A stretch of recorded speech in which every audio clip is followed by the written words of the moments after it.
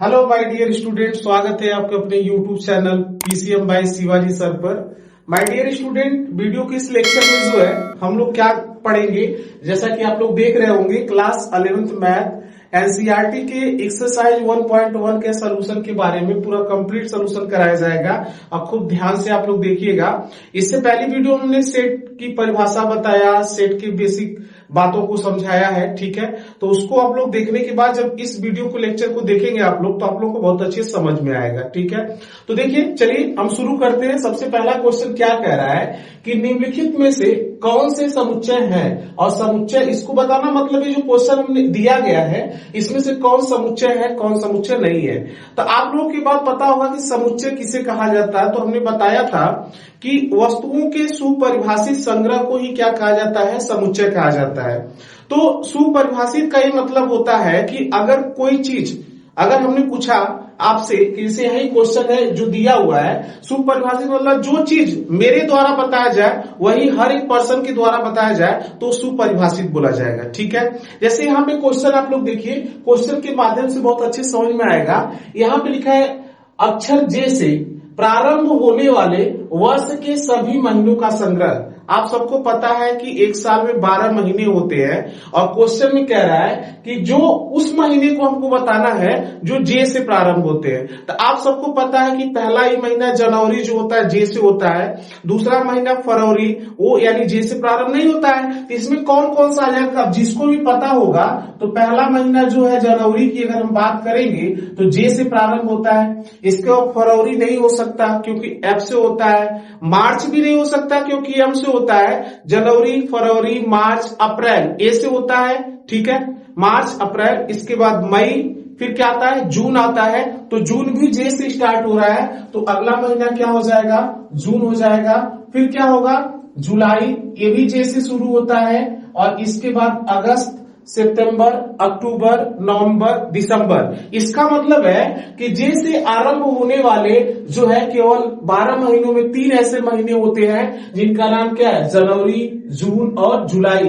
इसका मतलब ये जो स्टेटमेंट लिखा गया ना, जिस भी पर्सन को पता होगा सभी पर्सन यही 3 महीनों के नाम बताएंगे जो जे से प्रारंभ होता है। तो यह सुपरिभाषित है, और सुपरिभाषित का जो संग्रह होता है उसी को हम समुच्चय कहते हैं। इसका मतलब पहला जो है यहाँ पे समुच्चय होगा। आप लोगों को ये बात क्लियर हुई होगी। अब देखिए दूसरा क्वेश्चन हम बता रहे हैं। क्वेश्चन दूसरा क्या कह रहा है, भारत के 10 सबसे अधिक प्रतिभाशाली लेखकों का संग्रह। तो यह सुपरिभाषित नहीं है, क्योंकि हमारे अकॉर्डिंग जो है हम प्रतिभाशाली लेखकों के कुछ अलग अलग लेखकों के नाम बताएंगे, आपके अकॉर्डिंग कुछ अलग लेखकों के नाम होंगे। तो इसका मतलब ये सुपरिभाषित जो है संग्रह नहीं है, सो यह समुच्चय नहीं हो सकता, ठीक है। तो ये जो है सुपरिभाषित नहीं है। अब तीसरा क्वेश्चन यहाँ पे देखिए क्या कह रहा है, विश्व के सर्वश्रेष्ठ 11 बल्लेबाजों का संग्रह। यह भी सुपरिभाषित नहीं है, क्योंकि हमारे अकॉर्डिंग जो है फेवरेट हमारे बल्लेबाज सचिन तेंदुलकर, महेंद्र सिंह धोनी, ये सब जो है विराट कोहली, ये सब मेरे अकॉर्डिंग है। आपके अकॉर्डिंग हो सकता है कि रोहित शर्मा है, शिखर धवन है, ये सब आपके अकॉर्डिंग हो सकते हैं। तो इसका मतलब है कि प्रत्येक पर्सन के द्वारा जो है एग्जैक्ट बल्लेबाजों का नाम नहीं बताया जा रहा है, अलग अलग पर्सन के द्वारा अलग अलग बल्लेबाजों के नाम बताया जा रहा है। तो यह सुपरिभाषित नहीं है। सुपरिभाषित तब माना जाता जब हर एक पर्सन के द्वारा एक ही जवाब मिलता, तो यह यानी सेट नहीं होगा। तो तीसरा भी पहले क्वेश्चन के अंतर्गत क्वेश्चन नंबर तीसरा भी जो है सुपरिभाषित नहीं है, यानी यह सेट नहीं होगा। अब अगला क्वेश्चन इसमें क्या कह रहा है, आपकी कक्षा के सभी बालकों का संग्रह। अब बताइए, आप जिस कक्षा में पढ़ रहे होंगे वहां पे उस कक्षा में कितने बालक होंगे, क्या आप इसको नहीं बता पाएंगे? बिल्कुल बता पाएंगे। उसमें उस कक्षा के किसी भी बच्चे को खड़ा कर दिया जाएगा और बोला जाएगा बेटा बताओ आपकी इस कक्षा में कितने बच्चे हैं, तो सभी बच्चों का जवाब एक ही आएगा। जैसे अगर हम हैं और आप हैं, अगर हम दोनों एक ही कक्षा में पढ़ रहे हैं और मैं मुझसे जब तीसरा आपको या मेरा ही टीचर पूछा कि बेटा खड़े हो जाओ और आप बताओ आपकी इस कक्षा में कितने बच्चे हैं, तो मैं काउंट करके बता दूंगा कि हाँ यहाँ पे टोटल 50 बच्चे हैं। और फिर वही टीचर दूसरे बच्चे को मेरी क्लास में आपको जैसे खड़ा कर दिया और आपको खड़ा करेंगे, पूछेंगे बेटा तुम बताओ कितने बच्चे हैं, आपके द्वारा भी कितना जवाब दिया जाएगा, 50 ही दिया जाएगा। इसका मतलब सुपरिभाषित है। उस कक्षा में पढ़ने वाले अगर किसी भी बच्चे को खड़ा कर दिया जाएगा और पूछा जाएगा कि आपकी कक्षा में कितने बच्चे हैं, तो सबके द्वारा एक ही जवाब आएगा कि हमारी कक्षा में कितने बच्चे हैं, 50। यानी ये सुपरिभाषित है। और जो सुपरिभाषित होगा इसका मतलब उसको क्या बोलेंगे, सेट बोलेंगे, समुच्चय बोलेंगे। तो यहाँ पे जो क्वेश्चन नंबर 4 है यह क्या होगा, सेट होगा। अब यहाँ पे क्वेश्चन नंबर 5वां क्या कह रहा है, 100 से कम सभी प्राकृतिक संख्याओं का संग्रह। आप सबको पता है कि प्राकृतिक संख्या क्या होती है, यानी नेचुरल नंबर 1 2 3 4 5 ऐसे होता है।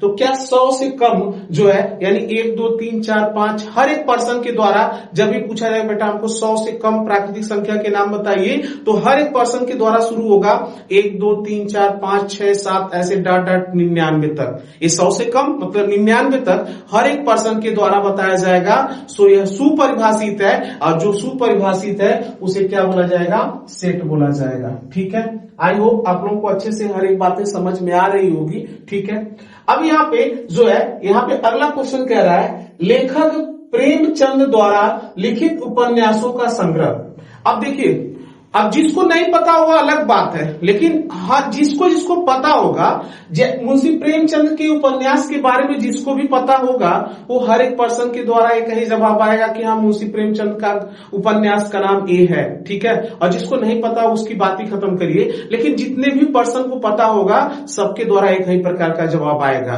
कि जैसे गबन, हाँ मुंशी प्रेमचंद का उपन्यास है, तो हर एक पर्सन बताए कि हाँ गबन मुंशी प्रेमचंद का उपन्यास है। ठीक है, इसका मतलब ये सुपरिभाषित है और जो सुपरिभाषित होगा उसे हम क्या बोलेंगे, सेट बोलेंगे। ठीक है, अब अगला क्वेश्चन यहाँ पे आप लोग देख रहे हैं, सभी सम पूर्णांकों का संग्रह। मतलब ऐसी संख्या जो सम हो और पूर्णांक हो। तो अब जिसको जिसको भी पता होगा वो सब बोलेंगे कि सम और पूर्णांक मतलब 2 हो जाएगा, 4 हो जाएगा, 6 हो जाएगा, 8 हो जाएगा, 10 हो जाएगा। ये सम है और साथ में क्या है, पूर्णांक है। तो हर एक पर्सन के द्वारा यही जवाब आएगा। इसका मतलब ये क्या है, सम पूर्णांक है। सो यह भी क्या है, सेट है। ठीक है, अब देखिए अगला क्वेश्चन क्या है, इस अध्याय में आने वाले प्रश्नों का संग्रह। अब देखिए यह भी सुपरिभाषित है। क्यों, जैसे अगर आपके बुक में जैसे यही जितने भी बच्चे क्लास 11th में पढ़ेंगे, अब उनका पहला लेसन क्या है, सेट है। अब जितने भी बच्चे यहाँ पे क्लास 11th के बैठे हुए हैं उनको हम कहेंगे बेटा तुम खड़े हो जाओ। जैसे राम और श्याम 2 बच्चे यहाँ पढ़ रहे हैं, राम को हमने खड़ा किया और दोनों क्लास 11th में पढ़ रहे हैं। अब राम को हम खड़ा करेंगे, कहेंगे बेटा बताओ तुम्हारा जो सेट चैप्टर पहला है उसमें टोटल कितने क्वेश्चन हैं, गिन के काउंट करके बताओ। तो राम अपने सेट वाले चैप्टर को ओपन करेंगे और उसमें काउंट करके बताएंगे हाँ सर इसमें नंबर ऑफ क्वेश्चन जो है 100 है। और फिर मैं तत्काल या कुछ समय के बाद या जब भी मैं श्याम को भी खड़ा करूंगा और श्याम से पूछूंगा कि पहला जो एक्सरसाइज है या पहला जो चैप्टर है सेट है, बताओ इसमें टोटल कितने क्वेश्चन है। तो वो भी बच्चा कितना बताएगा कि हाँ इसमें भी कितने हैं, जितने क्वेश्चन राम के द्वारा बताया गया उतना ही श्याम के द्वारा भी बताया जाएगा। इसका मतलब ये भी सुपरिभाषित है और जब सुपरिभाषित है तो यह भी क्या होगा, सेट होगा। ठीक है, तो ये भी सेट हो जाएगा। अब यहाँ पे इसमें लास्ट क्वेश्चन बचा, विश्व के सबसे अधिक खतरनाक जानवरों का संग्रह। अब आप बताइए विश्व के सबसे अधिक खतरनाक मतलब सबसे अधिक खतरनाक जानवरों का जो संग्रह है ये सुपरिभाषित नहीं है ना। हमारे अकॉर्डिंग कुछ अलग जवाब आएगा, दूसरे पर्सन के द्वारा कुछ अलग जवाब आएगा। देखिए अलग क्यों आएगा, खतरनाक मतलब क्या होगा, हो सकता है कि किसी पर्सन को कुत्ते से डर लगता है तो उस जिसको डर लगा उसके लिए वो खतरनाक बन गया, और अगर किसी पर्सन को कुत्ते से डर नहीं लगता है तो उसको खतरनाक नहीं बोल सकता। अब यही चीज है कि हर एक पर्सन के द्वारा हर एक जो जानवर होंगे, यहाँ पे जो अधिक खतरनाक जानवर लिखा है तो जानवर किसी के लिए हो सकता है, जैसे वही कुत्ते की ही बात हमने किया कि अगर आपको डर लगता है कुत्ते से तो आपके लिए कुत्ता खतरनाक हो गया, और जिसको कुत्ते से डर नहीं लगता वो उसका नाम ही नहीं लेगा। इसका मतलब क्योंकि उसके लिए वो खतरनाक है ही नहीं। तो इसका मतलब है कि हर एक पर्सन के द्वारा अलग अलग जवाब आएगा, इसका मतलब सुपरिभाषित नहीं है, और जब सुपरिभाषित नहीं है तो इसका मतलब उसे सेट नहीं कहा जाएगा। तो ये भी जो है सेट नहीं होगा। आई होप कि एक्सरसाइज 1.1 के क्वेश्चन नंबर 1 के अंतर्गत ये जो टोटल 9 क्वेश्चन थे, इसमें पूछा गया था कि कौन सेट है कौन सेट नहीं है, ये आप लोगों को बहुत अच्छे से क्लियर हुआ होगा। तब तक इतना आप लोग अच्छे से देख लीजिए, इसके बाद फिर हम अगला क्वेश्चन बता रहे हैं, ठीक है। माय डियर स्टूडेंट जो है यह देखिए, अब जो है क्वेश्चन नंबर दूसरा और तीसरा है यहाँ पे। अब क्वेश्चन नंबर दूसरा क्या कह रहा है कि मान लीजिए यह एक सेट दिया हुआ है जिसमें अवयव कितने हैं, 1 2 3 4 5 और 6 अवयव है दिया हुआ है। क्वेश्चन में कह रहा है कि जो यहाँ पे रिक्त स्थान है वहां पे इस सिंबल का यूज करना है, ठीक है। इस सिंबल का यूज मतलब यह बता रहा है, यह सिंबल बताता है कि इसके अंतर्गत जो सेट है इसमें कौन एलिमेंट है और कौन एलिमेंट नहीं है। जैसे क्वेश्चन में क्या रहा है यहाँ पे 5। अब आप लोग देखिए क्या इस सेट में 5 दिख रहा है। अगर 5 दिख रहा है तो उसको हम सिंबल में यहाँ पे क्या लगा देंगे, ऐसे एपिसाइलन लगा देते हैं। और इसको पढ़ते क्या है, अगर इसको पढ़ना है मैथमेटिकली यूज हो गया इसको, लेकिन इसको पढ़ाया जाएगा कि अवयव 5 समुच्चय ए का मतलब अवयव है, 5 समुच्चय ए का अवयव है, ठीक है। और इसको पढ़ा जाएगा 5 बिलोंग्स टू सेट ए, मतलब 5 जो है सेट ए में उपस्थित है, ठीक है। तो यहाँ पे ये सिंबल लग जाएगा। अब इसमें देखिए जो 8 है, क्या इसके अंदर कहीं 8 है? 8 नहीं है, इसका मतलब 8 जो है सेट ए का अवयव नहीं है। और जब नहीं है तो यहाँ पे एपिसाइलन नॉट कर देंगे, ऐसे क्रॉस कर देंगे। इसको क्या पढ़ेंगे, 8 does not belongs, do not does not belongs जो है सेट ए, मतलब 8 जो है सेट ए का अवयव नहीं है, ठीक है। इस तरह का सिंबल हो गया। अब यहाँ पे देखिए 0 है, 0 जो है क्या सेट ए का मतलब अवयव है, जो इसमें 0 नहीं है। इसका जब नहीं है तो इसके लिए कौन सा सिंबल का यूज करेंगे, ऐसे यहाँ पे एपिसाइलन नॉट का यूज करेंगे, ठीक है। इसका मतलब यह इस बात को बता रहा है कि सेट ए का जो 0 अवयव है वह इसके अंदर नहीं है, ठीक है। अब यहां देखिए 4, क्या इसके अंदर 4 है, इस सेट में 4 है, 4 है। तो इसके लिए हम लोग किसका यूज करेंगे, एपिसाइलन का, ठीक है, एपिसाइलन का। तो यहाँ पे 4 बिलोंग्स सेट ए, यानी यहाँ पे अवयव 4 सेट ए का अवयव है। अब यहाँ पे देखिए 2 है, क्या 2 इसमें नहीं दिख रहा है, 2 दिख रहा है कि नहीं दिख रहा है, 2 दिख रहा है। इसका मतलब है कि यहाँ पे हम लोग क्या करेंगे, ऐसे एपिसाइलन यानी बिलोंग्स का सिंबल यूज कर देंगे, ठीक है। और यहाँ पे 10, आप देखिए क्या इसके अंदर 10 नहीं, 10 है, 10 नहीं है। और जब नहीं है तो इसका मतलब 10 सेट ए का अवयव नहीं है। और जब नहीं है तो यहाँ पे एपिसाइलन नॉट का यूज कर देंगे, ठीक है। आप लोगों की बात समझ में आई होगी। दूसरा क्वेश्चन अब जो है इसके साथ आप लोग तीसरा क्वेश्चन देखिए क्या कह रहा है। अब हम आप लोगों को बताए थे कि सेट को जो है 2 तरीके से प्रदर्शित करते हैं। एक तरीका क्या था, रोस्टर या उसी को कहते हैं टेबुलर फॉर्म, और एक तरीका था सेट बिल्डर फॉर्म था। जो पहले लेक्चर में हमने बताया था कि किस तरह लिखा जाएगा, तो सेट बिल्डर होगा, और किस तरह लिखेंगे तो हम लोग क्या होगा, टेबुलर या रोस्टर होगा। तो यहाँ पे क्वेश्चन में जो तरीका नीचे क्वेश्चन दिया गया ना, ये कुछ क्वेश्चन जो ये नीचे लिखा गया है यह कौन से तरीके में दिया हुआ है, सेट बिल्डर फॉर्म में। और क्वेश्चन क्या कह रहा है, इसको रोस्टर रूप में लिखना है, ठीक है। तो रोस्टर रूप में हम लोग देखिए कैसे लिखेंगे। यहाँ पे क्वेश्चन क्या कह रहा है कि ये जो लिखा गया है किस रूप में लिखा गया है, सेट बिल्डर फॉर्म में, और इसको किस में चेंज करना है, रोस्टर फॉर्म में चेंज करना है। तो यहाँ पे एक सेट है जिसका नाम क्या ए है, और इसमें क्वेश्चन क्या दिया है, यक्स सच दैट यक्स एक पूर्णांक है। मतलब क्या कह रहा है कि यक्स कैसी संख्या है, एक पूर्णांक है, और हमको कितना पूर्णांक लेना है। यहाँ पर देखिए इस बात को बता रहा है कि -3 जो यक्स है, जो पूर्णांक है, वो -3 से छोटा नहीं है और -3 के बराबर भी नहीं है। यह सिंबल बता रहा है कि यक्स जो है -3 से छोटा नहीं है, -3 से क्या है, बड़ा है, बड़ा है। और यहाँ पे बराबर का साइन भी नहीं लगा है। इसका मतलब क्या है कि यह जो है -3 के बराबर भी नहीं है। इसका मतलब क्या ले सकते हैं, क्या पॉसिबिलिटी बन सकती है, -2, -1, 0 और इसके आगे देखिए कहां तक जाना है, x की वैल्यू 7 से बड़ी नहीं और 7 के बराबर भी नहीं है, तो 7 के बराबर नहीं और 7 से बड़ी भी नहीं है, तो कहां तक हो सकता है, 6 तक हो सकता है।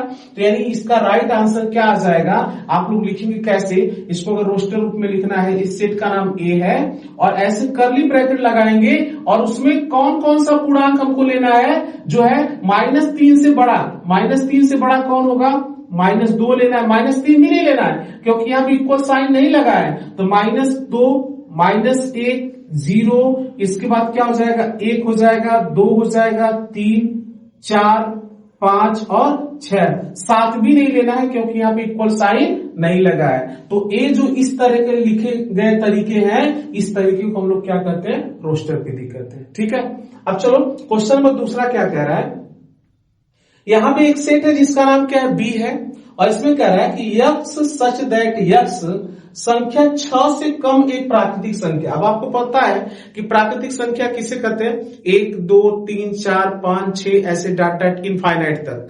तो हमको उस प्राकृतिक संख्या को बताना है जो 6 से छोटी है, और 6 से छोटी प्राकृतिक संख्या क्या होगी, 1, 2, 3, 4 और 5। बस इसी को रोस्टर रूप में लिख देना है। तो कैसे लिखेंगे, यहां पे देखिए हम बता रहे हैं, इस सेट का नाम क्या है, बी, ऐसे कर्ली ब्रैकेट लगाएंगे और इसके अंदर कॉमा लगा के सबको लिख देंगे, 1, इसके बाद 2, फिर 3, फिर ऐसे 4 और यहाँ पे क्या हो जाएगा 5। यह जो यहाँ पे लिखा गया है, यह कौन सा तरीका है, रोस्टर रूप है। अब क्वेश्चन नंबर तीसरा आप लोग ध्यान से देखिएगा, यहां क्या कह रहा है कि एक सेट है जिसका नाम क्या है, सी है, और इसमें कह रहा है यक्स सच दैट यक्स 2 अंकों की एक ऐसी प्राकृतिक संख्या है, कितने अंकों की, 2 अंकों की एक ऐसी प्राकृतिक संख्या है जिसके अंकों को यदि जोड़ा जाए तो आंसर कितना आएगा, 8 आएगा। अब आप देखो ध्यान से, 2 अंक, जैसे हम लोग पता है कि 1 से काउंटिंग करना शुरू करें तो 1 से काउंटिंग करें तो 1 अंक है, तो 1 से 9 तक तो 1 अंक की संख्या आती है। जैसे एक संख्या भी है, उसमें 1 अंक यूज हुआ जिसका नाम क्या है, 1 है। 1, 2, 3, 4, 5 ऐसे 9 तक तो सिंगल है, लेकिन यहाँ पे 1 अंक का नहीं लेना, कितना, जो संख्या 2 अंकों से बनी है, यानी 2 अंकों से शुरुआत होने वाली पहली संख्या क्या है, 10 है, और जिसमें 2 अंक है, एक का अंक क्या है, 1 है, और एक अंक क्या है, 0। लेकिन क्वेश्चन में एक कंडीशन दिया है, कंडीशन क्या कह रहा है, 2 अंकों की ऐसी प्राकृतिक संख्या लेना है जिसको जोड़ने के बाद उसका योगफल कितना आ जाए, 8 आ जाए। अब बताओ, अगर हम 10 ले लें तो 10 के अंक क्या है, एक है, एक क्या है, 0, इसको जोड़ने के बाद क्या 8 आएगा, नहीं आ सकता। तो ऐसे ही उस संख्या को हमको लेना है जिसको जोड़ने के बाद आंसर कितना आ जाए, 8 आ जाए।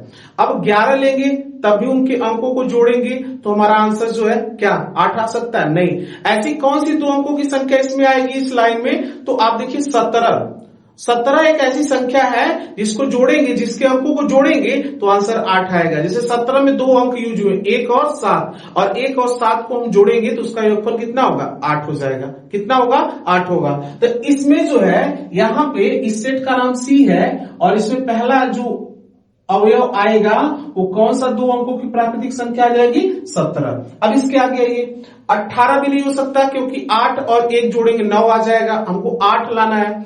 19 भी नहीं हो सकता, 20 भी नहीं हो सकता, 21, 22, 23, 24, 25, 26। अब 26 हो जाएगा क्योंकि 26 में 2 अंक जो है, एक का नाम 2 है और एक का नाम 6 है, 2 और 6 को जोड़ेंगे तो उसका आंसर कितना आएगा, 8। इसका मतलब है कि अगला जो यहाँ पे होगा वो कौन सा हो जाएगा, यहाँ पे लिख दे रहे हैं 26। अब चलिए इसके आगे बढ़िए, इसके आगे अगर हम बढ़ेंगे जो है तो कौन आ जाएगा, आप लोग देखिए, 27 भी नहीं हो सकता, 28 भी नहीं हो सकता, 29 भी नहीं हो सकता, 30 भी नहीं हो सकता, 35, इसके बाद 30, 31, 32, 33, 34 में तो ये क्या होगा, जैसे 3 और 4 है, 7 होगा, लेकिन हमको कितना चाहिए, यहाँ पे 8 योग चाहिए, 34 भी नहीं होगा। अच्छा 35 देखिए, 35 जो है उसमें 2 अंक है, एक अंक 3 है और एक अंक क्या है, 5 है। इसको 3 और 5 को जोड़े कितना आंसर आ रहा है, 8। इसका मतलब है कि यह 2 अंकों की संख्या को इस क्वेश्चन के अकॉर्डिंग इंक्लूड किया जाएगा तो 35 हो जाएगा। कितना होगा, 35 होगा। अब देखिए इसके आगे आप लोग जाएंगे तो अगली संख्या कितना मिलेगी, जैसे 44 ना, कितना मिलेगी, 44, 44, यानी उसमें 2 अंक है, 4 तो इसको जोड़ेंगे 4 धन 4 कितना आ जाएगा 8 आ जाएगा। तो इसका मतलब अगला अंक क्या हो जाएगा 8 44। संख्या कौन सी हो जाएगी 44। फिर इसके आगे और आप लोग देखते जाएंगे तो अगली संख्या क्या मिलेगी 53। क्या मिलेगी 53। 53 में जो दोनों अंक है उसको जोड़ने के बाद 5 और 3 जोड़ेंगे कितना आ जाएगा 8 आ जाएगा। तो इसका मतलब अगला जो संख्या होगी वो क्या हो जाएगी 53 हो जाएगी। ठीक है, इसके आगे जाइए। इसके आगे अगर हम लोग बात करेंगे तो अगली दो अंकों की संख्या प्राकृतिक संख्या कौन सी होगी 62। कौन होगी 62। अब 62 को अगर यदि हम लोग जोड़े तो उसके दो अंक 6 और 2 है, 6 और 2 को जोड़ेंगे तो 8 आएगा। तो अगली दो अंकों की प्राकृतिक संख्या कौन सी हो जाएगी 62 और फिर दो अंकों की संख्या कौन सी हो जाएगी 71। और फिर आप लोग बताइए एक और संख्या हो सकती 80। इसमें भी दो अंक है और 8 धन 0 को जोड़ेंगे इसका ऊपर कितना आ जाएगा 8। यानी दो अंकों की यही प्राकृतिक संख्या है जिनके अंकों को जोड़ने के बाद उसका योगफल कितना आ जाएगा 8 आ जाएगा। तो ये जो पूरे के पूरे सेट है इसी को हम लोग क्या बोलेंगे, ये जो लिखा गया है ये रोस्टर विधि में लिखा गया है। ठीक है, तो आप लोग को अच्छे से क्वेश्चन क्लियर हुआ होगा।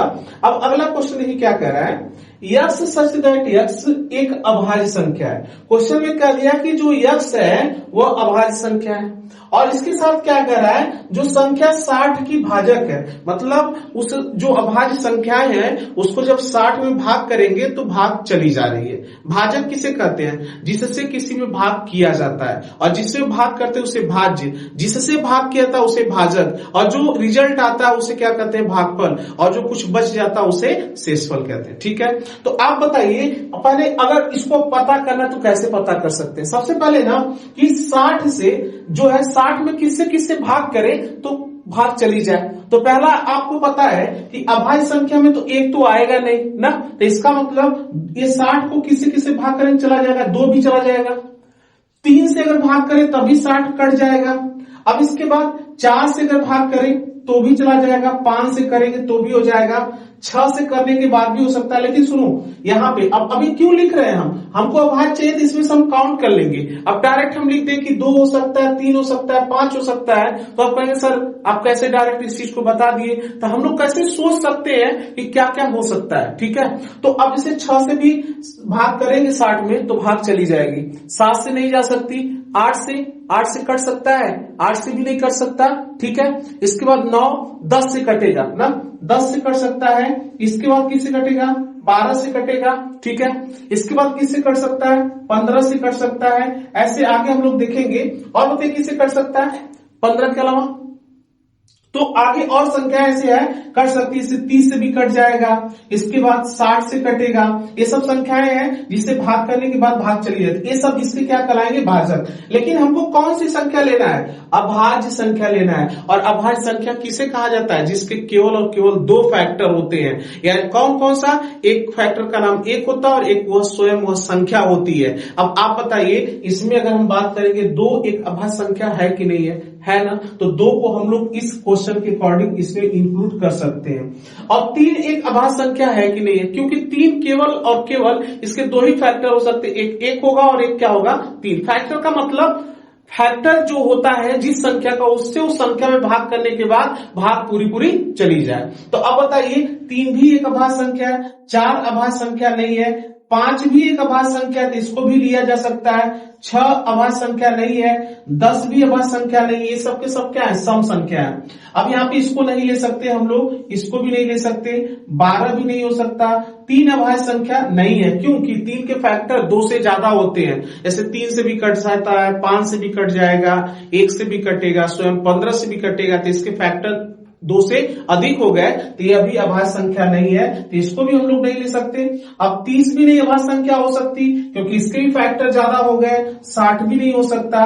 इसका मतलब है कि 60 की भाजक अभाज्य संख्या कौन है 2 है, 3 है और 5 है। यही हमारा आंसर होगा। तो इसको हम क्या करेंगे ऐसे करली ब्रैकेट लगा के 2, 3, 5 ऐसे लिख देंगे। तो यह जो लिखने का तरीका है इसको हम लोग क्या बोलेंगे रोस्टर विधि बोलेंगे, रोस्टर रूप बोलेंगे। ठीक है, अब एक बात देखिए जो इससे पहले के वीडियो में हमने नहीं बताया था, उसको इसलिए नहीं बताया था कि उसको हमको यहाँ पे बताना था।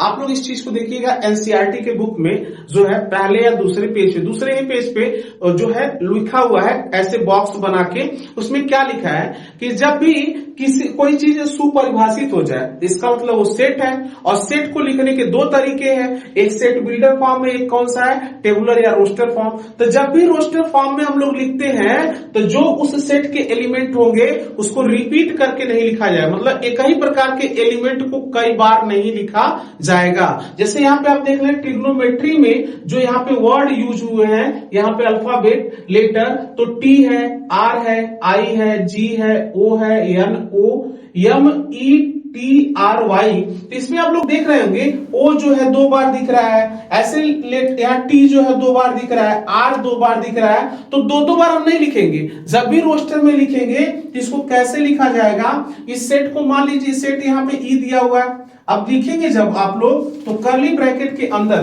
देखिए यहाँ पे टी यहाँ पे 2 बार है ना, 2 बार, तो टी 2 बार नहीं लिखेंगे, केवल 1 बार लिखेंगे, तो यहाँ पे टी लिख देंगे, फिर कामा। अब इसके बाद इसको हटाते जाइए तो अच्छे से क्लियरिटी होगा कि हम कौन लिख चुके हैं कौन नहीं, ठीक है। अब देखिए आर जो है यहाँ पे 2 बार है, एक बार यहाँ पे, एक बार यहाँ पे है, तो आर को 2 बार नहीं लिखेंगे हम लोग, कितनी बार लिखेंगे, केवल 1 बार लिखेंगे, तो यहाँ पे कामा आर हमने लिख दिया। इसके बाद देख रहे हैं आप आई जो है यहाँ पे 1 बार है, तो इस आई को 1 बार यहाँ पे लाके लिख दीजिए, आई हो जाएगा। इसके बाद देख रहे हैं जी 1 बार है, तो इसके अंदर कामा करके जी लिख देंगे, और यहाँ पे देख रहे हैं जी को हमने लिख दिया, हटा दे रहे हैं। ओ 2 बार है तो ओ को 2 बार नहीं लिखेंगे, केवल 1 बार। एलिमेंट को रिपीट करके नहीं लिखा जाता है, केवल एक ही बार लिखा जाता है जब भी हम लोग रोस्टर विधि से लिखेंगे। तो ओ को हम हटा दे रहे हैं। इसके बाद एन है, एम है, ई है, तो इसी में लिख देंगे कॉमा करके एन यम, और इसके बाद ई हो जाएगा, और इस तरह बंद कर देंगे, और ये तरीका क्या है रोस्टर रूप है, ठीक है। अब देखिए इसमें लास्ट वाला बेटर शब्द के सभी अक्षरों का समुच्चय, तो कोई दिक्कत नहीं है, इसको भी वैसे ही लिख दीजिए। आप देख रहे हैं इसमें बी हो जाएगा, ई 2 बार है लेकिन लिखेंगे कितनी बार, 1 ही बार लिखेंगे, टी 2 बार है तो केवल 1 ही बार लिखेंगे, और साथ में क्या हो जाएगा आर। यह जो तरीका लिखा गया है, इस तरीके से लिखे गए तरीके को हम लोग क्या करते हैं रोस्टर विधि कहते हैं, ठीक है। तो आई होप आप लोगों को क्वेश्चन नंबर 2 और 3 भी अच्छे से समझ में आया होगा। अब जो है हम अगले क्वेश्चन की ओर बढ़ रहे हैं, तब तक इसको आप लोग एक बार अच्छे से देख लीजिए और नोट कर लीजिए। माय डियर स्टूडेंट जो है अब देखिए एक्सरसाइज 1.1 का क्वेश्चन नंबर 4। क्वेश्चन नंबर 4 क्या कह रहा है कि निम्नलिखित समुच्चयों को जो है अब किस विधि में लिखना है, समुच्चय निर्माण विधि में लिखना है। मतलब यह आपको रोस्टर विधि में दिया हुआ है, अब इसको समुच्चय निर्माण विधि में लिखना है। तो समुच्चय निर्माण विधि में कैसे लिखेंगे, जैसे पहला ही क्वेश्चन आप लोग देखिए क्या कर रहा है, यहाँ पे ये जो है 3 का मल्टीपल यानी गुणज दिया हुआ। गुणज मतलब क्या होता है, सिंपल सा किसी का हम अगर गुणज पूछे, जैसे हम 2 का गुणज पूछ रहे हैं तो 2 का बस पहाड़ा पढ़ते चले जाइए, 2 एकम 2, 2 दूना 4, 2 तिहाई 6। ये क्या होता है, ये 2 का गुणज बोला जाता है, ठीक है। तो गुणज का मतलब होता है जिस भी चीज का गुणज हम पूछे तो उसका पहाड़ा पढ़ते जाइए। जैसे 4 का हम गुणज पूछेंगे तो आप 4 का सिंपल पहाड़ा पढ़ते चले जाइए। गुणज का मतलब जैसे पहाड़ा ही होता है। तो 4 एकम 4, 4 दूना 8, 4 3 12, 4 चौको 16, ये 4 के गुणज हो गए। ऐसे ही आप लोग क्वेश्चन में देख रहे होंगे, इसको देखने के बाद हमको एक क्लियरिटी हो रही है कि यह 3 का गुणज है, क्योंकि 3 एकम 3, 3 दूना 6, 3 त्रिक 9, 3 चौको 12, बस यही तो रुक गया। अब इसको हम लिखेंगे कैसे, आप लोग ध्यान से देखना कैसे लिखा जाएगा। इसको अगर मान लीजिए कि इसका नाम हम एक सेट ए रख दे रहे हैं, और लिखेंगे कैसे, देखिए ध्यान से, यक्स सच दैट यक्स, ठीक है, यक्स सच दैट यक्स बराबर हम क्या लिख देंगे 3 का गुणज। तो यहाँ पे किसी नंबर से हम गुणा करते जा रहे हैं, जैसे 1 2, 3 एकम 3, फिर 3 में 2 का गुणा, फिर 3 में 3 का गुणा, फिर 3 में 4 का गुणा। गुणा करने से गुणा जाता है। तो यहाँ पे हमने यन, और यन की वैल्यू क्या हो सकती है, जहां यन की वैल्यू क्या हो सकती है 1 2 3 और क्या होगा 4। अब देखिए यहाँ पे यन की जगह 1 रखेंगे, 3 एकम 3 आ जाएगा, फिर 2 रखेंगे, 3 दूना 6 आ जाएगा, फिर 3 रखेंगे तो यहाँ पे 3 त्रिके 9 आ जाएगा, फिर 4 रखेंगे, 3 चौको 12 आ जाएगा। या इसको कुछ बुकों में ऐसे दिया होगा, ए बराबर क्या होगा यहाँ पे यक्स सच दैट यक्स, जहां यक्स सच दैट यक्स बराबर क्या लिख देंगे 3n। देखिए ये लिखने का तरीका है, थोड़ा सा आपको प्रैक्टिस करना पड़ेगा और संख्याओं का ज्ञान अच्छे से होना जरूरी है, तब आप लोग लिख पाएंगे। जैसे इसको हम देखते ही बता दिए 3 का मल्टीपल है, गुणज है, तो इसका मतलब है कि ये 3 इंटू n। अब यहाँ पे क्या होगा, अब इस बात को बताएंगे कि n कहां से कहां तक, 1 से 4 तक। इसको लिखने का तरीका क्या है, 1 is less than or equal x, यहाँ पे n is less than or equal 4, यानी 1 की वैल्यू देखिए, इसका मतलब क्या होता है, जो n है ना, n का मान 1 से छोटा नहीं होगा लेकिन 1 के बराबर होगा। n की क्या क्या पॉसिबल वैल्यू लेना है, इसी बात को यह भी बता रहा है कि n की जो वैल्यू होगी 1 से छोटी नहीं होगी लेकिन 1 के बराबर होगी, यानी n की वैल्यू 1 से शुरू होगी। और 2, 3, 4, अब देखिए ये बता रहा है कि n की वैल्यू 4 से बड़ी नहीं होगी लेकिन 4 के बराबर होगी। इसका मतलब n की क्या क्या वैल्यू हो सकती है, 1, 2, 3 और 4 हो सकती है।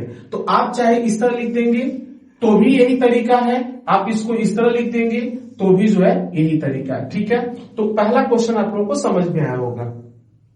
अब दूसरा क्वेश्चन देखिए, यहां पे जो है इसको देखने के बाद क्या 2 का गुणज दिख रहा है, नहीं, ये देखिए अगर 2 का गुणज था, 2 का पहाड़ा पढ़िए तो 2 1 कम 2, 2 दूनी 4, 2 3 6 आना चाहिए, लेकिन 8 है। तो अब इसका मतलब एक और दिमाग दौड़ाइए कि अगर हम 2 की पावर में चले, अगर 2 की पावर 1 कर रहे हैं तो 2 की पावर 1 का मतलब 2 होगा, 2 की पावर 2 का मतलब 2 की पावर 2 का मतलब 2 का 2 बार गुणा, और 2 का 2 बार गुणा करेंगे 2 दूना 4। इसके बाद 2 की पावर 3 करेंगे, इसका मतलब 2 का 3 बार गुणा करना है, तो 2 गुणे 2 गुणे 2, अब गुणा करेंगे 2 दूना 4 दूना 8 आ रहा है। तो यहां से सब हमको समझ में आ गया कि 2 की पावर में लिखा गया है। अब 2 की पावर में अगर आप लोग लिखेंगे तो ये क्वेश्चन मिटा दे रहे हैं हम जो है, तो 2 की पावर में जब आप लिखेंगे तो यहां पर लिखिए क्या लिखेंगे, जैसे इसका सेट का नाम b रख दे रहे हैं, अब लिखेंगे क्या, x सच दैट x बराबर क्या हो जाएगा 2 की पावर n। ठीक है, क्या लिखेंगे 2 की पावर n। अब n को क्या हम दर्शा दे रहे हैं, जहां n की n एक प्राकृतिक संख्या है, क्या है, एक प्राकृतिक संख्या है, प्राकृतिक संख्या है। अब आपको पता है कि प्राकृतिक संख्या 1 2 3 4 5 इनफाइनाइट होती है, लेकिन सबको नहीं लेना है, हमको क्या लेना है, 2 की पावर मतलब कहां तक लेना है। अगर हम 2 की पावर क्या करें, 1 लिखेंगे तो 2 आएगा जो उसमें है। अब 2 की पावर अगर 2 रखेंगे तो 2 दूना कितना आ जाएगा 4, 2 की पावर 3 रखेंगे कितना आ जाएगा 8, ऐसे 2 की पावर 4 रखेंगे तो 16, 2 की पावर 5 रखेंगे तो कितना आ जाएगा 32। यानी आप देख रहे हैं कि n की कितनी वैल्यू लिया जा रहा है, 1 2 3 4 और 5, केवल यहीं तक लेना है। तो इसको हम कैसे लिख देंगे, यहाँ पे comma 1 is less than or equal n is less than or equal 5, मतलब एक n की वैल्यू 1 से शुरू करना है, 1 से छोटा नहीं, 1 से शुरू करना है और 5 से बड़ा नहीं, 5 तक लिखना है। ठीक है, तो यह जो तरीका लिखा गया है ये कौन सी विधि है, समुच्चय निर्माण विधि। आप लोगों को समझ में आया होगा। ठीक है, अब देखिए क्वेश्चन नंबर तीसरा भी सेम क्वेश्चन है, इसी तरह है, इसको भी जो है आप देखिए 5 की पावर 1 मतलब 5, 5 की पावर 2 का मतलब 25, 5 की पावर 3 का मतलब 125। तो इसका मतलब है सेम यही क्वेश्चन है, इसको भी हम ऐसे लिख दे रहे हैं, ये सेट C मान लीजिए और यहां क्या लिखेंगे, x सच दैट x बराबर क्या हो जाएगा 5 की पावर n, और लिख देंगे जहां n एक कैसी संख्या है, प्राकृतिक संख्या है, एक प्राकृतिक संख्या है। ठीक है, और एक कहां से कहां तक लेना है बताइए। अब देखिए खुद 5 की पावर अगर यदि 1 करेंगे तो 5 आएगा, 5 की पावर 2 करेंगे तो 25 आएगा, 5 की पावर 3 करना है तो कितना आ जाएगा 125, 5 की पावर 4 करना है तो कितना आ जाएगा 625। यानी n की वैल्यू 1 से शुरू करना है कहां तक, 4 तक। तो यहां लिख देंगे 1 is less than or equal n is less than or equal 4, मतलब 1 की वैल्यू 1 से, n की वैल्यू 1 से छोटी नहीं होनी चाहिए, 1 से शुरू करना है और कहां तक जाना है 4 तक जाना है। तो यह जो लिखा गया है इसको हम लोग क्या बोलेंगे, समुच्चय निर्माण विधि। ठीक है, तो आई होप आप लोग को ये क्वेश्चन नंबर 4 का तीनों क्वेश्चन अच्छे से क्लियर हुआ होगा। अब देखिए ये जो क्वेश्चन नंबर 4 है यहाँ पे क्या कर रहा है, 2 4 6 8 ऐसे डाट डाट लिखा है, और आप सबको पता है कि 2 4 6 8 एक कैसी संख्या है, सम संख्या है। तो बस इसको हम कैसे लिख देंगे, यहाँ पे अच्छे से देखिए, इसको हम बस यहाँ डायरेक्ट लिख देंगे कि इसका मान लीजिए कुछ नाम रख दे रहे हैं यम सेट का, और क्या लिखेंगे, यह यक्स सच दैट यक्स और इंडिकेट कर देंगे जहां यक्स एक कैसी संख्या है, सम संख्या है। कैसी संख्या है, सम संख्या। अब देखिए यहां पे आगे कोई कंडीशन नहीं है क्योंकि डॉट डॉट कर दिया है तो मतलब इसका इनफाइनाइट तक है, ठीक है, तो इसका मतलब है। अब अगला यहां पे देखिए क्या है, 1, 4, 9 और ऐसे डॉट डॉट है। अब इसको कैसे आप लोग लिख सकते हैं, ठीक है, तो इसको कैसे लिखा जा सकता है, इसको देखिए जैसे एक सेट है, मान लीजिए कि इसका नाम हमने क्या रख दिया, के लिख दिया। अब आप लोग खुद देखिए क्या चीज ऐसा है, क्या ऐसा वो लिखा गया है कि आप लोग को आइडिया लग जाए कि हाँ इसको ये चीज रखने के बाद ये चीज हो सकता है। आप लोग खुद इसको सोचिए, इस पर बताइए, तब हम इसको बता रहे हैं, ठीक है। तो आप लोग नहीं समझ पाए, अगर देखिए यहां पे क्या दिख रहा है कि अगर हम क्या करें, प्राकृतिक संख्या ले लें ना, जैसे प्राकृतिक संख्या क्या होती है, 1 होती है, 2 होती है, 3 होती है, 4 होती है। तो 1 का स्क्वायर करेंगे 1 होगा, 2 का स्क्वायर करेंगे 4 होगा, 3 का स्क्वायर करेंगे 9 होगा, 4 का स्क्वायर करेंगे 16 होगा। तो इससे हमको आइडिया लग जा रहा है कि इसका मतलब प्राकृतिक संख्याओं का स्क्वायर किया गया है, प्राकृतिक संख्याओं का स्क्वायर। लेकिन ऐसा नहीं कि प्राकृतिक इनफाइनाइट तक, इनफाइनाइट तक स्क्वायर है, नहीं 10 तक है। इसका मतलब है कि बताइए कौन ऐसी प्राकृतिक संख्या जिसका स्क्वायर करने के बाद 100 आ जाए, तो 10 तक। इसका मतलब है कि हमको 1 से 10 तक की प्राकृतिक संख्याओं का वर्ग यहां लिखा गया है। इसको हम कैसे लिख सकते हैं, यक्स सच दैट यक्स बराबर क्या हो जाए, एन स्क्वायर, क्या हो जाए, एन स्क्वायर। जहां यहां पे एन कैसी संख्या है, जहां एन एक प्राकृतिक संख्या है, कैसी संख्या है, प्राकृतिक संख्या है, और इसका क्या किया गया है, स्क्वायर किया गया है। और वह प्राकृतिक संख्या कहां तक होनी चाहिए, 1 से 10 तक होनी चाहिए, यानी यहां पे 10 तक होनी चाहिए, तो इक्वल साइन हो गया। यानी n की वैल्यू 1 से 10 तक होनी चाहिए और उसका स्क्वायर करने के बाद ये जो है आ जाएगा, ठीक है। तो एक क्वेश्चन नंबर 4 का पांचों क्वेश्चन आप लोगों को समझ में आया होगा। अब जो है हम अगले क्वेश्चन की ओर बढ़ रहे हैं, तब तक इसको आप लोग नोट कर लीजिए, ठीक है। माय डियर स्टूडेंट देखिए जो है, अब यह क्वेश्चन नंबर एक्सरसाइज 1.1 का क्वेश्चन नंबर 5वां है। क्वेश्चन नंबर 5वां क्या कह रहा है कि सूचीबद्ध, मतलब इसको क्या करना है, टेबुलर फॉर्म में लिखना है, ठीक है। अब यह रोस्टर विधि में दिया हुआ है, इसको टेबुलर फॉर्म में लिखना है। तो यहाँ पे क्वेश्चन देखिए क्या कह रहा है, पहला 5वां का पहला कि एक सेट ए है जिसमें जो है यक्स सच दैट यक्स एक विषम प्राकृतिक संख्या है। अब विषम प्राकृतिक संख्या किसे कहा जाता है, वह संख्या जो 2 से न कटे, ठीक है। तो क्या होगा, 1 हो सकता है, 3 होगा, 5 होगा, 7 होगा, 9 होगा, 11 होगा, ऐसे सब संख्याएं ऐसे इनफाइनाइट तक हो सकती हैं। तो इन सभी संख्याओं को हम लोग क्या कहते हैं, विषम कहते हैं। तो बस इनको क्या करना है, कॉमा करके कर्ली ब्रैकेट के अंदर लिख देंगे। ये सब तरीका जो होता है इसे क्या कहते हैं, टेबुलर या रोस्टर विधि से कहते हैं ना। तो देखिए कैसे लिख देंगे इसको हम, जो है सेट का नाम एक क्वेश्चन में दिया हुआ है। अब बस यहां से 1, यहां पे 3, इसके बाद क्या हो जाएगा 5, 7, ऐसे 9 डॉट डॉट लिख देंगे और ऐसे छोड़ देंगे। बस ये इसका क्या हो जाएगा, आंसर हो जाएगा, ठीक है। ये देखिए क्वेश्चन नंबर जो 5वां का दूसरा है ना, ये बहुत इंपॉर्टेंट है। अब आपको यहाँ पे क्वेश्चन में कह दिया कि यह पूर्णांक है। पूर्णांक का मतलब क्या होता है, जो पूर्ण रूप से अंकों में। थोड़ा सा हम पूर्णांक के बारे में बात कर ले रहे हैं कि यहाँ पे आप लोग जानते हैं जो पूर्णांक जो होता है इसको 3 भागों में डिवाइड कर देते हैं। कितने भागों में, 3। एक तो होता है यहाँ पे जो 0 होता है उसको अलग से नाम दिया गया, उसका नाम क्या है, शून्य पूर्णांक कहा जाता है, ठीक है। इसमें कौन आ जाएगा, 0। और इधर जो होता है इसको एक को कहा जाता है धनात्मक पूर्णांक, ठीक है, जिसको हम लोग Z प्लस या I प्लस से दिखा देंगे। और इसमें इसी को दूसरे नाम से भी जाना जाता है, जिसको हम लोग नेचुरल नंबर या क्या कहते हैं, प्राकृतिक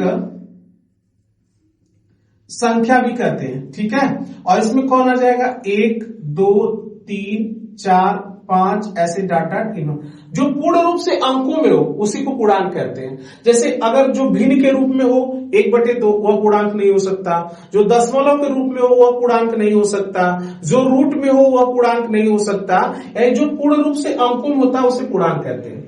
ऐसे इधर अगर हम बात करेंगे तो इसे क्या कहते हैं, ऋणात्मक पूर्णांक, ठीक है, ऋणात्मक पूर्णांक कहा जाता है। और ऋणात्मक पूर्णांक में कौन कौन आ जाएगा, तो यहां पे आप देख रहे हैं जैसे -1, -2, -3 ऐसे डॉट डॉट माइनस इनफाइनाइट। जो पूर्ण रूप से निगेटिव में अंकों में होता है उसे क्या कहते हैं, ऋणात्मक पूर्णांक। इसके ऊपर क्या हम करेंगे, जैसे z प्लस के यहाँ z माइनस लगा देंगे या i माइनस से प्रदर्शित करते हैं। ठीक है, तो यहाँ पे क्वेश्चन देखिए क्या कह रहा है। क्वेश्चन क्या दिया कि x एक कैसे क्या है, पूर्णांक है, और हमें कौन सा पूर्णांक लेना है जो -1/2 और 9/2 के बीच में आता है। अब -1/2 आप सबको पता है कि अगर हम नंबर लाइन पे लिखे तो 0 है, इधर 1 है, 2 है, 3 है, 4 है, 5 है, 6 है, ऐसे डॉट डॉट इनफाइनाइट। इधर जो देखेंगे तो -1 -2 ऐसे डॉट डॉट माइनस इनफाइनाइट। अब बताइए -1/2 किसके बीच में पाया जाएगा, 0 और -1 के बीच में पाया जाएगा। यही होगा, यहाँ पे 0 और -1 के बीच में होगा। इसका मतलब है कि जो x की वैल्यू है वह -1 से इधर बड़ी वैल्यू लेना है, -1/2 से। पूर्णांक बताइए, इसके -1/2 के बाद कौन पूर्णांक बढ़ा रहा है, 0। 0 भी एक क्या होता है, पूर्णांक होता है। इसका मतलब इस क्वेश्चन के अकॉर्डिंग 0 भी x में इंक्लूड होगा। अब बताइए 9/2 का मतलब भाग करेंगे 4 क्या आएगा, 5, और 4.5 किसके बीच में पाया जाएगा, 4 और 5 के बीच में पाया जाएगा।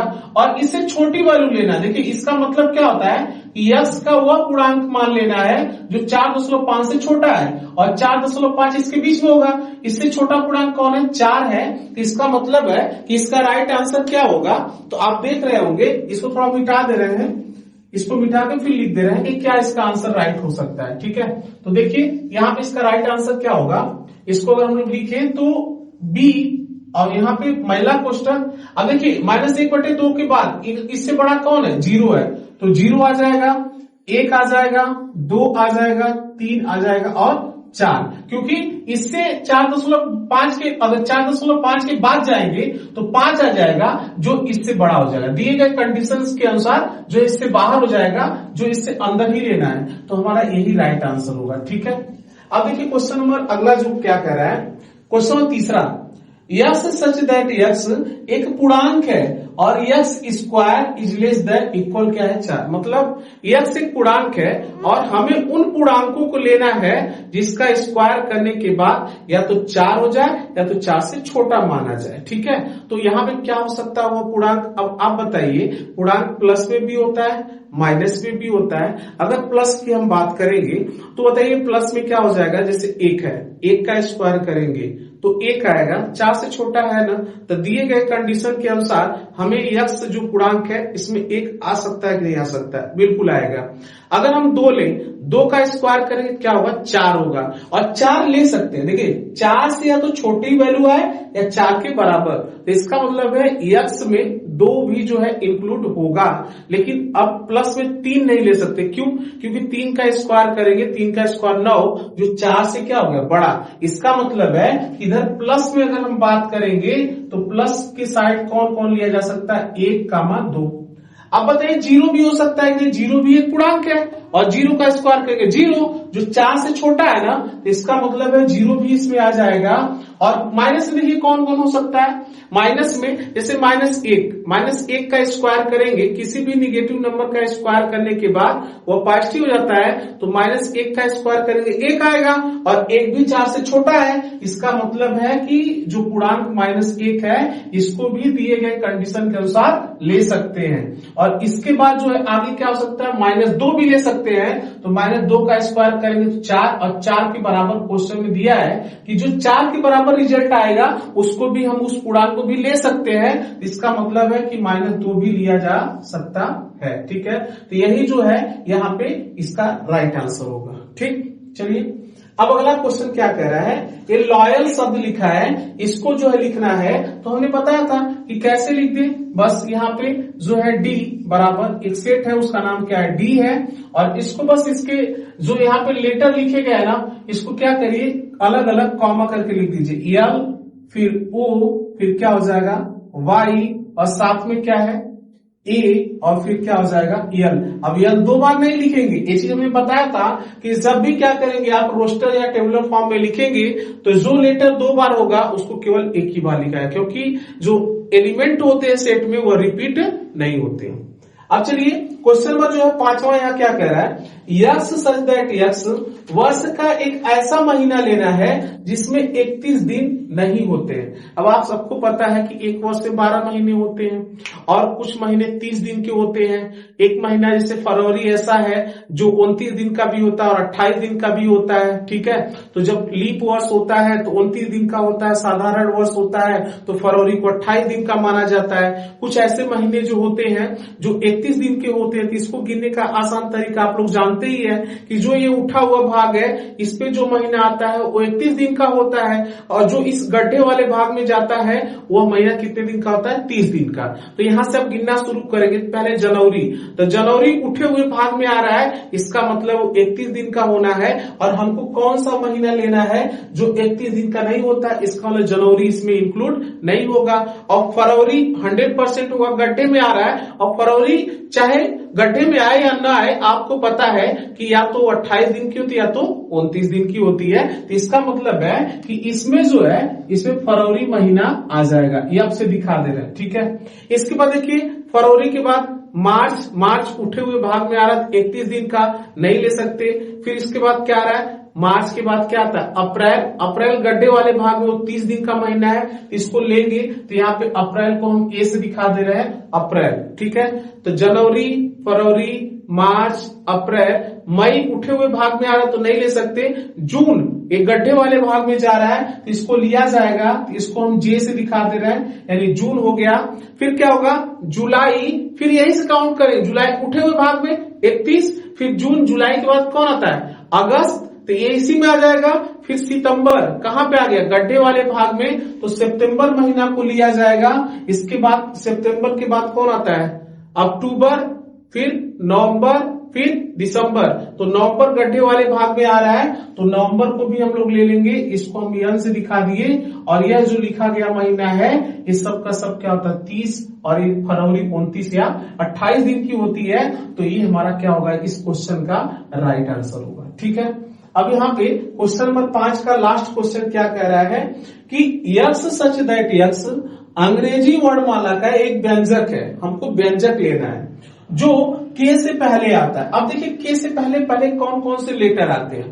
के से पहले अगर हम स्टार्ट करें तो ए होगा, इसके बाद बी होगा, सी होगा, डी होगा, ई होता है, एफ होता है, जी, एच, इसके बाद आई और इसके बाद कौन होता है जी होता है, ठीक। और के से पहले वाले इतना ही तो लेटर आते हैं। अब लेकिन हमको उसमें से कौन सा लेना है जो व्यंजक हो, यानी जो वावेल यहाँ पे हो, जो स्वर, यहाँ स्वर को नहीं लेना है, जो व्यंजक हो। तो आपको पता है कि स्वर अल्फाबेट में कितने होते हैं 5 होते हैं, ए, ई, आई, ओ, यू। तो जो जो स्वर है उसको हटा दीजिए, जैसे ए को हम हटा दे रहे हैं, ए क्योंकि स्वर है। इसके बाद ई यहां दिख रहा है, ई को हटा दीजिए और इसके बाद किसको हटा देंगे आई को, और बाकी जितने बच गए ये सब के से पहले आने वाले व्यंजक हैं। बस इसको महिले कोष्टक में बंद कर दीजिए, यही इस क्वेश्चन का क्या हो जाएगा आंसर हो जाएगा। यानी कौन से तरीके में सूचीबद्ध इसको हमने कर दिया, ठीक है। तो क्वेश्चन नंबर 5 आप लोगों को खूब अच्छे से समझ में आया होगा। अब जो है इस एक्सरसाइज का लास्ट क्वेश्चन हम लोग देखेंगे और इसके साथ जो है हम लोग इस एक्सरसाइज को समाप्त कर देंगे, ठीक है। तो इसको नोट कर लीजिए आप लोग, फिर अगली क्वेश्चन की ओर हम लोग बढ़ रहे हैं। तो देखिए अब जो है इस एक्सरसाइज का लास्ट क्वेश्चन क्या कह रहा है, एक तरफ जो है आप लोगों को रोस्टर रूप में दिया है, एक तरफ आप लोग समुच्चय निर्माण विधि दिया है और इसको मिलान करने के लिए बोल रहा है, ठीक है। तो यहाँ पे देखिए जैसे यहाँ पे रोस्टर रूप में जो लिखा हुआ है, पहले ऊपर 1 है, 2 है, 3 है और 6 है, ठीक है। 1 है, 2 है, 3 है और क्या है 6 है। तो इसको देखिए इधर कहाँ मैच हम लोग करा सकते हैं। यहाँ पे अगर हम लोग देखें जो है तो इसके लिए यक्स सच दैट यक्स एक प्राकृतिक संख्या है, तो प्राकृतिक संख्या तो ये है ही, ठीक है।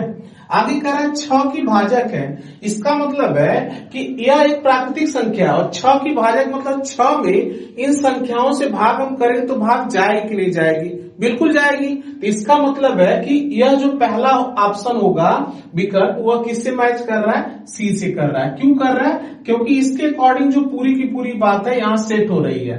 आप देखिए पहले क्या करा, यह एक प्राकृतिक संख्या है, जाहिर सी बात है, और यह सभी की सभी संख्याएं इसके भाजक हैं, मतलब 6 में अगर उन सभी संख्याओं से भाग किया जाएगा तो पूरा पूरा भाग चली जाएगी, तो वह उसका भाजक हो गया। ठीक है, अब क्वेश्चन नंबर दूसरा, 2 और 3 है, तो 2 और 3 सबको पता चला, पहले यह अभाज्य है और अभाज्य भी है और ये 6 के भाजक भी है, यानी 2 और 3 से जब 6 में भाग करेंगे तो भाग चली जाएगी। तो इसके अकॉर्डिंग देखिए ये वाला ऑप्शन होगा।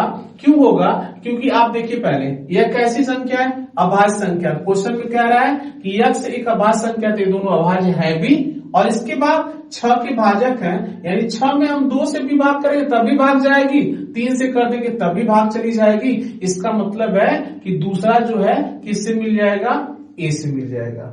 और ये तो एकदम आसान है, मैथमेटिक्स है, इसको ये मैथमेटिक्स के जो है लेटर है, तो यहाँ पे कौन सा ऑप्शन हो जाएगा, तीसरे का डी वाला हो जाएगा। मैथमेटिक्स शब्द का एक अक्षर है ही, और यहाँ पे 1, 3, 5, 7 और जो 9 है इसके लिए कौन सा ऑप्शन हो जाएगा कि यक्ष सच दैट यक्ष 10 से कम विषम प्राकृतिक संख्या है। आप देखिए ये प्राकृतिक विषम है, प्राकृतिक है पहले, और विषम भी है। क्यों, क्योंकि ये सभी संख्याएं 2 से नहीं कटेंगी और 10 से छोटी है, क्योंकि 9 तक ही है। तो इसका मतलब इसके लिए एग्जैक्ट ऑप्शन कौन सा करेक्ट होगा, यहाँ पे बी वाला। तो ये जो है आई होप आप लोगों को एक्सरसाइज 1.1 बहुत अच्छे से समझ में आया होगा। ठीक है, तो अब यहाँ पे हम क्या कहना चाहेंगे, इसके बाद अगली वीडियो में जो है हम लोग क्या करेंगे, 1.2 से पहले उससे रिलेटेड कितने जो है कॉन्सेप्ट होते हैं, थियरी होती है, उस सबको हम लोग अच्छे से समझेंगे, टाइप्स कितने यूज होंगे उसको समझेंगे, फिर इसी प्रकार एक्सरसाइज 1.2 को डिटेल में सॉल्व करेंगे। तो इस वीडियो में इतना ही, फिर अगली वीडियो में मिलते हैं, तब तक के लिए थैंक यू, धन्यवाद।